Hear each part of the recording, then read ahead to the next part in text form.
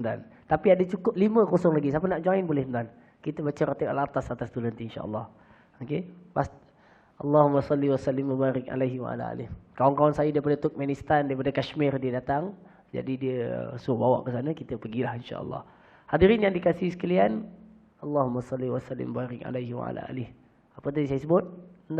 Kalau kita nak pergi ke Greek, kita tahu dah jalannya daripada mana. Lalu jalan Kuala Kangsar, pergi ke lalu Lenggong, kemudian nanti sampai ke Greek. Itu jalannya kita tahu. Katalah kita nak sampai lambat, paling tidak sampai Lenggong kita berhenti rehat. Begitulah perjalanan menuju Allah, dia kena tahu dulu jalan tu memang ada dah. Cuma waktu dia jalan, kadang-kadang merangkak, kadang melangkah, kadang duduk rehat lama, kadang tidur, kadang baring, kadang sakit, lalu lambat perjalanannya. Tak apa dalam perjalanan. Yang kita risau adalah tak ada siapa pun nampak jalan tu. Jadi tak masuk jalan. Jadi hadirin semua, kepada Allah dan menuju Allah ada jalan. Dan jalan itu berubah dengan tapaknya hati. Hati itu menapak satu tingkat ke satu tingkat ke satu tingkat. Tuan-tuan kalau nak tengok tingkatan yang panjang itu, tuan-tuan bacalah kitab Imam Ghazali, tajuknya Minhajul Abidin. Ada kan belajar kat sini kan? Okey, Minhajul Abidin, iaitu pada menyatakan tingkatan dan jalan seorang hamba menuju Allah. Kitab itu telah diringkaskan oleh Ustaz Raja Ahmad Mukhlis. Intisari Minhajul Abidin. Ringkas, semuanya ada 7 anak tangga. Semuanya nak sampai itu ada 7 anak tangga. Bermula dengan anak tangga ilmu, berakhir dengan anak tangga puji dan syukur kepada Allah Subhanahu wa taala, ataupun syukur kepada Allah. Ilmu, taubat, sekian sampai 7 anak tangga. Dalam Sayyurus Salikin disebutkan pengalamannya apa. Dalam adab sulukil murid dia sebutkan jalannya bagaimana untuk adab zahir dan batin, maksiat zahir dan batin. Semua tuan-tuan adalah jalan menuju Allah. Poinnya saya nak tekankan apa dia? Iaitu dalam menuju Allah ada jalan. Dan jangan sampai hati kita tidak menapak jalan tersebut. Hanya orang yang Quran sebut, orang yang ada ulul albab, merekalah yang dapat memahami jalan tersebut. Kita masuk ayat terakhir yang akan mengkhatamkan suratul Muzammil dalam pertemuan ini insya-Allah taala. Secara ringkasnya, Inna rabbaka ya'lamu, sesungguhnya Tuhanmu iaitu Allah, ya'lamu, mengetahui. Annaka, mengetahui maknanya apa? Allah ada ilmu yang ilmunya itu tidak ada dapat menghalanginya. Dan ilmu itu tidak terbatas dengan tempat, keadaan dan masa. Allah mengetahui segala-galanya. Inna rabbaka ya'lamu, sesungguhnya Tuhanmu wahai Muhammad sallallahu alaihi wasallam, ya'lamu, mengetahui, annaka taqumu adna min sulusayil lail, sesungguhnya engkau ni siapa? Nabi Muhammad sallallahu alaihi wasallam, taqumu adna min sulusayil lail, telah bangun qiyam dan berdiri lebih rendah ataupun kurang daripada 2/3 malam. Wa nisfahu, atau dan separuh malam. Wa sulusahu, 1/3 malam. Wa ta'ifatum minal lazina ma'ak, dan ada juga kumpulan-kumpulan orang beriman yang berdiri bersama-sama denganmu solat malam. Tuan-tuan, ayat ni maknanya apa? Ayat qiyamul lail. Allah Ta'ala kata, wahai Muhammad, Allah tahu kamu bangun 1/3, 1/2, kurang 2/3. Allah Ta'ala tahu. Dan Allah juga tahu adanya orang beriman yang berdiri bersama-sama melaksanakan solat malam bersama dengan wahai Muhammad. Tuan-tuan yang dikasihi sekalian, di sinilah ayat yang menunjukkan bahawa solat malam itu akhirnya jadi wajib kepada Nabi SAW sahaja. Minta maaf, tuan. Okey, jadi wajib kepada Nabi SAW saja. Nanti kita akan tengok satu ayat yang menunjukkan bahawa solat malam sunat muakkad kepada orang beriman, tapi wajib kepada Nabi, tidak kepada kita. Okey, ada nanti disebutkan dalam ayat tersebut. Allah berfirman, wallahu yuqaddirul laila wan nahar. Walau bagaimanapun 2/3, 1/3, 1/2 malam, Allah lah yang menentukan siang dan malam. Maknanya siang malam ni yang tentukan Allah. Panjangnya, pendeknya, waktunya Allah yang menentukannya. Wallahu yuqaddirul laila wan nahar. Tuan-tuan, alima allan tuhsuhu fataba alaikum. Allah Ta'ala tahu juga ada di kalangan mereka yang tak menghitung dan mengira. Bangun-bangun sembahyang. Bangun-bangun sembahyang. 1/2 ke? Tak tahu. 2/3 tak tahu. Siapa tu? Kita lah. Betul tak? Asal bangun, sembahyang. Asal bangun, sembahyang. Asal bangun, sembahyang. Alima allan tuhsuh fataba alaikum. Tak apa. Siapa yang bangun kurang 2/3, tak apa. Jangan bangun, tak buat je. Okey, yang bangun 2/3 tak apa, yang bangun 1/3 tak apa, yang bangun setengah tak apa, yang bangun hujung pun tak apa, yang bangun lagi awal pun tak apa. Hadirin yang dikasihi sekalian, Allah alima ans. Okey, nah. Fataba alaikum. Cuma poinnya, kalau kamu bangun, faqra'u ma tayassara minal Qur'an.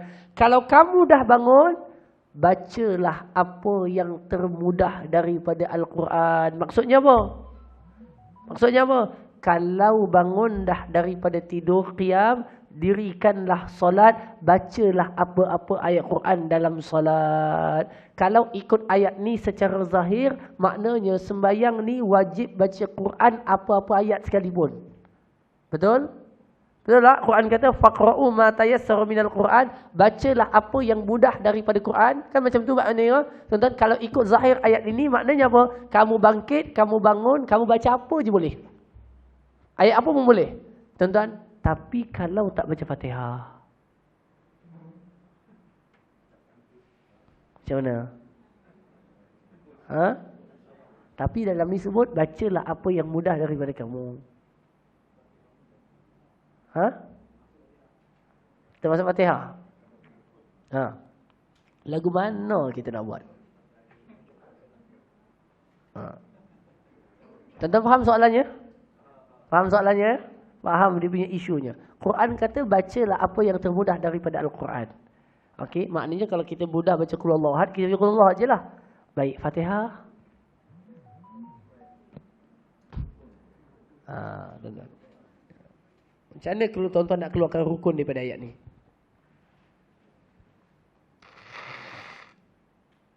Walaupun ada pandangan dan pendapat mengatakan seperti itu, cukup baca apa jua ayat untuk malam itu, okey. Tetapi ulama mengatakan di sinilah peranan hadis dalam menghuraikan makna Al-Quran. Iaitu Nabi sebut di dalam hadis sahih riwayat Imam Muslim, kata Nabi SAW, la salata liman lam yaqra' bi Fatihatil Kitab. Tidak ada kira satu sembahyang kalau tidak dibaca padanya Fatihatul Kitab, surah Al-Fatihah.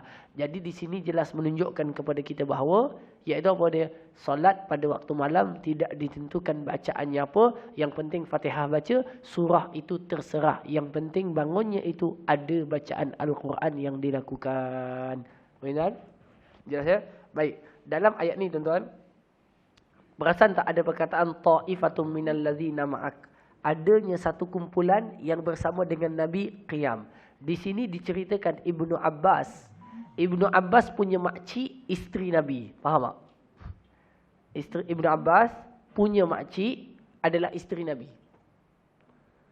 Ibnu Abbas punya makcik adalah isteri Nabi. Faham Okey. Okey. Iaitu namanya Maimunah. Namanya Maimunah. Satu masa Ibnu Abbas bangun 1/3 malam ke 2/3 malam. Dia melihat Nabi pun dah bangun rupanya. Lalu dia pun berwuduk sebagaimana Nabi berwuduk.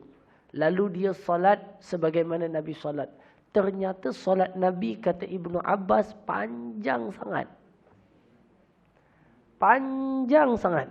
Dan pada waktu itu tak silap saya Ibnu Abbas jugalah. Kalau tak silap saya tuan, dia sembahyang, dia masuk belakang Nabi. Nabi dah sembahyang dah, dia masuk belakang. Jadi makmum lah, nak ikut qiyam sekali. Tuan-tuan, cuma dia diri sebelah kiri. Lalu Nabi tarik daripada belah telinganya, tarik, bawa ke sebelah kanan. Nampak tak? Di situ dapat difahami bahawa bagi orang lelaki itu, mula daripada safnya adalah kanan. Tuan-tuan. Dan di situ jugalah dapat dipelajari secara fiqahnya, bergerak dan berjalan yang tidak panjang dan banyak, tidak membatalkan solat. Sekadar melangkah 1, 2, 3 untuk ke sini, tak batal. Tapi kalau dia berjoging, batal. Kalau dia pocok-pocok, batal. Tuan-tuan. Jadi hadirin yang dikasihi sekalian, maka itu. Ketika dia bangun, dia kata Nabi membaca Fatihah, kemudian disusuli dengan suratul Baqarah. Habis 283 ayat. Setelah habis Al-Baqarah, dalam hati Ibn Abbas dia kata mudah-mudahan Nabi rukuk. Rupanya Nabi tak rukuk, Nabi sambung Ali Imran. Sampai 110 ayat. Maknanya dah 400 ayat lebih dah. Akhir sampai surah Ali Imran 110. Dalam hati dia mudah-mudahan Nabi rukuk. Rupanya Nabi sambung An-Nisa. Itu rakaat yang pertama. Nabi sambung An-Nisa. Hampir dia terfitnah nak mufaraqah. Nak mufaraqah. Panjangnya baca Nabi. Tuan-tuan. Panjangnya bacaan Nabi. Tuan-tuan. Hampir nak mufaraqah. Nak ngundur dah. Baru Nabi rukuk dan dia rukuk. Tuan-tuan. Jadi itu bacaan Nabi yang panjang, tuan-tuan, pada waktu qiyam al-lail. Dan qiyamul lail bagi Nabi itu adalah wajib dan bagi umat adalah sunat. Nanti berdasarkan ayat selepas ini yang akan kita baca. Cuma nak sebutnya apa tuan-tuan? Aisyah meriwayatkan radhiyallahu anha, Nabi SAW bangun qiyam dan banyaknya sembahyang sehingga bengkak kedua kakinya. Pada menunjukkan kesungguhan Nabi bangun pada waktu malam dan ini menjadi tradisi Nabi. Baik, saya nak sebut tuan-tuan satu benda yang tuan-tuan kena faham juga. Perkataan qiyamul lail bukan mesti maknanya tahajud. Faham tak? Setiap sembahyang selepas isyak boleh dimaknakan qiyamul lail. Sebab itu solat sunat tarawih namanya qiyamul lail. Dalam bulan Ramadan diriwayatkan Nabi, sahabat meriwayatkan Nabi telah bangun melaksanakan solat sebanyak 13 rakaat. 13 rakaat itu solat malam. Solat malam 13 rakaat. Iaitu 2, 2, 2, 2, 2, 3 witir. Bila itu berlaku? Dalam bulan Ramadan, Nabi panggil sahabat, Nabi solat malam di masjid. Orang makin lama makin ramai sembahyang. Makin lama makin ramai sembahyang. Makin lama makin ramai sembahyang. Solat tu solat apa? Solat tarawih. Dan solat tarawih itu tak dinamakan tarawih pada zaman dulu. Dipanggil sebagai salatul qiyam. Sembahyang qiyam. Sembahyang menghidupkan malam bulan Ramadan. Cuma kita punya istilah, bila sebut qiyamul lail, mesti tahajud. Dah. Jadi ayat ini memberikan makna yang sama. Orang yang dah bangun malam selepas daripada isyak, dihidupkan lagi dengan solat, orang itu telah menghidupkan malam. Malam tu dia hidupkan dengan ibadah. Itu maksudnya. Sebab itu dalam hadis Nabi SAW menceritakan, Nabi ketika solat malam di Masjidin Nabawi, sahabat bertambah. Ikut. Esok ramai, esok lagi ramai. Sampai satu malam, Nabi tak keluar pergi sembahyang. Nabi tak pergi masjid. Nabi sembahyang kat rumah. Orang dah makin ramai dah. Semua tunggu Nabi. Awak tak datang-datang ni. Lalu ada yang wakil pergi ke rumah dia, Rasulullah. Orang ramai dah menunggu. Kenapa tidak solat berjamaah di masjid? Solat ni solat qiyam. Tuan-tuan. Lalu Nabi mengatakan, aku khawatir kalau mereka menyangka solat ini adalah fardu ke atas mereka.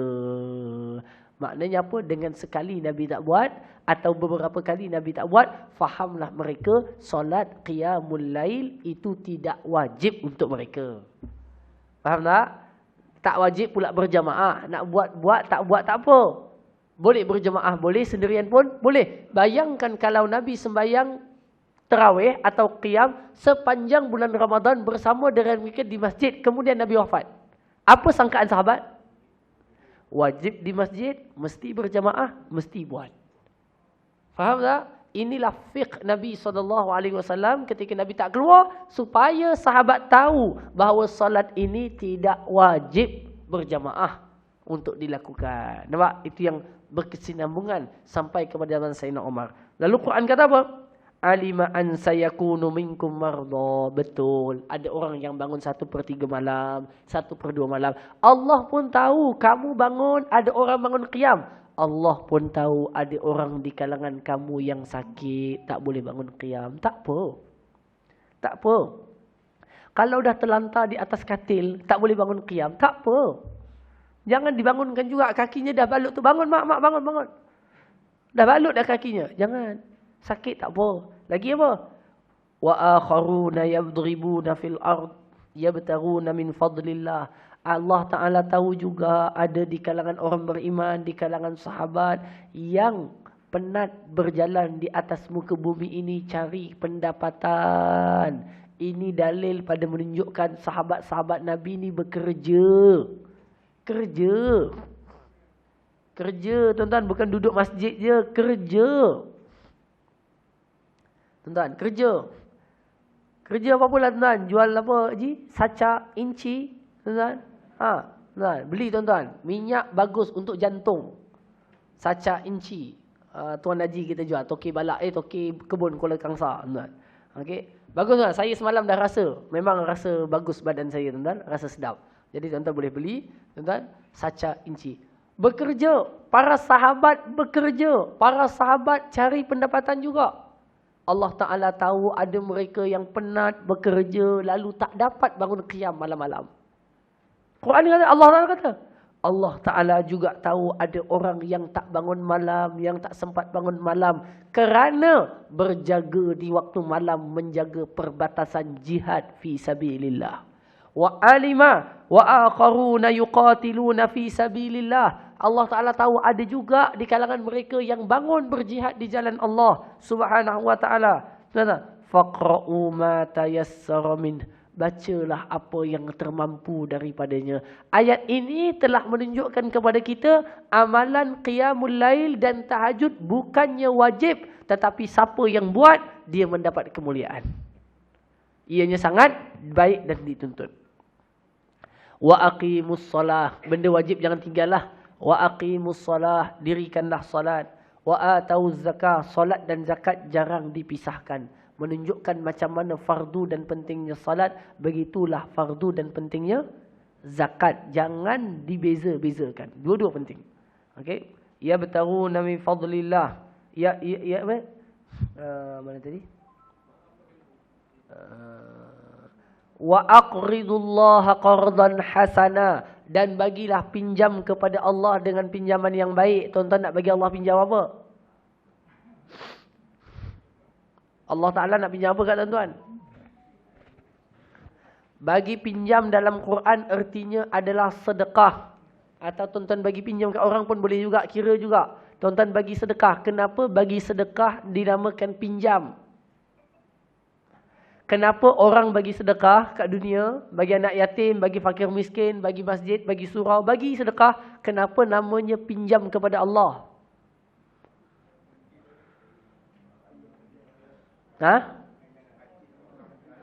Kerana kamu telah dahulukan pemberian kamu itu sampai kepada Allah, tapi kamu belum dapat balasannya. Jadi Allah Ta'ala pinjam dulu. Ambil dulu. Nanti Allah bayar balik ketika kamu mati di akhirat nanti. Allah bayar balik pinjaman itu.